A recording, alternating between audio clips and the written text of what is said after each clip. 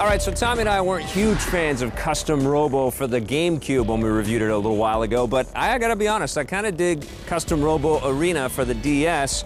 It's almost kind of a mix between Pokemon and Sega's classic mech fighter Virtual On. It's an RPG mixed in with a mech fighter where you actually have to go and collect all kinds of new weapons and different sort of ways to configure your mech, different legs, different midsections, different heads. The twist is that they're not giant robots, they're mini robots, and you battle it out in places called Holosseums. Yeah, like hologram Colosseums, but they're holograms. And you use your mental energy to control your little mini robot, and then they fight and they battle and you fight other robots.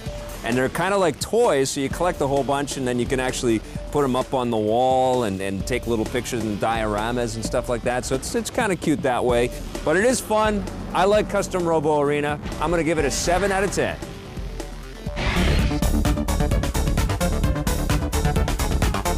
All right, welcome back. We're talking now about a brand new attempt from Sega to win our hearts with Sonic the Hedgehog. It's Sonic and the Secret Rings for the Wii. And this is very different from the Sonic the Hedgehog game that crashed and burned on the PlayStation 3 at Xbox 360. Right. This is, it feels to me like it's some kind of weird arcade kind of game from like the 80s or something. Like somebody walked up to a machine and... Including the graphics. I like the graphics. These felt more like Sonic the Hedgehog type visuals to me than the trying to blend the real world like they did in the last Sonic games. Those were terrible. Yeah, but Sonic looks a lot better than the other ones. I like the visuals. I'm not going to fault the visuals. You like the visuals. And I didn't mind the level design. The rails. You love those rails. I didn't mind it. I thought it was okay. But the controls are a pain in the ass. Well, I'm not gonna lie, it's very tricky to try to get all the different moves. Basically, you tilt the Wii remote, you spin it sideways, and then you tilt the Wii remote to sort of get Sonic to do the different things. You can even go backwards, but for the most part, you're on a rail, you're constantly going forward, and you're it's only doing like things. 10 feet of track. Yeah, there's lots of invisible walls, so it's not like go anywhere 3D type of thing. But you know, most of the Sonic games aren't like that. It's like they took the bits in Sonic in the 3D games where he goes super fast, and he kind of feels like he's on rails, and made a full game out of it. I love the mini game. But you would have liked it better, I bet, if you had a normal controller. I would have liked it better if I didn't grapple with the controls. I don't know if that means a normal quote-unquote controller, or if I just got this better, like if it worked easier for me. Did the comic intros bug the hell out of you? See, here we go again. There's no place, no reason why Sonic the Hedgehog should have 2D comic book cinematics. There's no place for us to be safe from these things, what you're saying. No. Can we stop getting the 80s cheese hairband music for Sonic? God, no. You like that? It's gotta be the music for Sonic the Hedgehog. This music would make Dawkins proud. Ah, I love the Dawkins. You like Dawkins?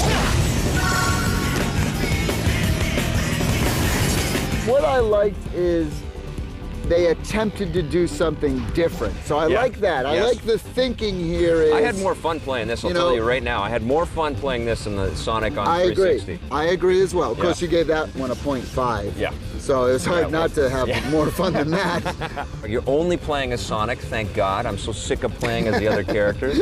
There are other characters in the game, and there, of course, are big boss fights and things like that to deal with. How many games have we played over our career of reviewing games together where the control ruined it for us? Yeah. And that's not going to be any different on the Wii. If it can't consistently deliver fun controls, then they're going to drop the ball and it's going to disappoint us. So what are you going to give Sonic and the Secret Ring? I wish I could give it higher, but to me it's a 4.5.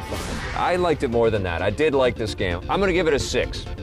On the positive side, the visuals are solid, the mini games are pretty fun for the Wii remote, and you only play as Sonic the Hedgehog this time. Thank you. On the negative side, the 80s cheesy hairband music is getting pretty tired. As I said earlier, new pet peeve. Tired of those 2D comic book cinematics. Sonic's voice is very annoying, but the worst letdown in Sonic was that the controls were just too challenging. All right, today in hardware, we actually have a steering wheel for the Wii. It's from Ubisoft, and it comes bundled with 4x4 Evo for the Wii and GT Pro Series for the Wii, also from Ubisoft, or you can buy it as a standalone thing. It's about 20 bucks. Comes in a couple of pieces, and you snap it all together, and then you stick the Wii remote inside of it.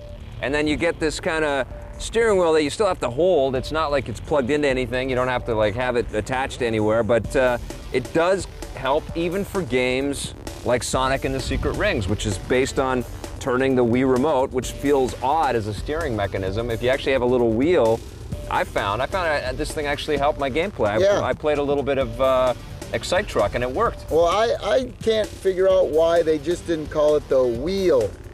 W-I-I-L. They should have. Wheel. Of course. See, you got to hire me for marketing. There it is. When you play these driving games and you hold this sideways A chocolate remote bar. like never driven with a chocolate bar. No, it's very odd. So when you could grip it, it actually does make the games more enjoyable, especially because it's like this invisible wheel that's not attached to anything. It's not heavy. Different. The look and the feel of it, the price is not too bad. It's $20. Yeah. So what are you gonna recommend the wheel? The wheel. See, you got like it going. I am, just because I think it's a crazy, innovative idea that no one thought of yet. If you want to buy the wheel, the $20, we're going to recommend that. Hey, don't go away. After the break, it's Versus with Fusion Frenzy 2 against Wii Play.